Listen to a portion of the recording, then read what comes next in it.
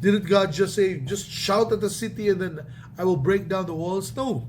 Yet, the people followed. It was a kind of a weird and strange instruction to march around the city, right? And blow trumpets every day and yet remain silent.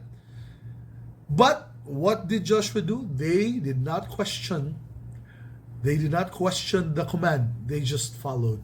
Friends, this is so different from all these other generations of Jews. Remember, those that died in the wilderness, they would always complain, they would always grumble. And yet this generation, whatever Joshua says, whatever God says, they just did it. That's what made them so special.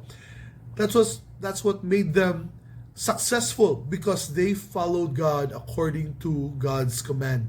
It teaches us that when you obey God, you are successful. Second, faith overcomes fear.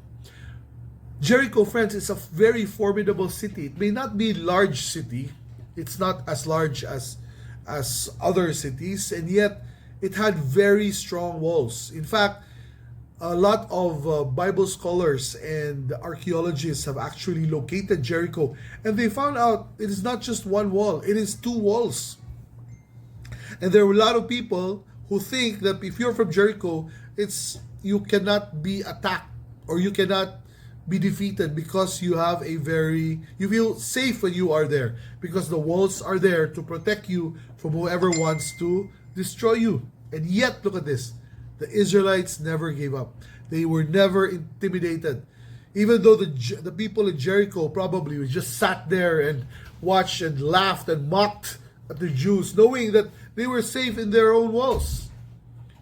And yet, these Jews didn't look at the wall. They didn't look at the wall. They looked at their Lord. They looked at their God.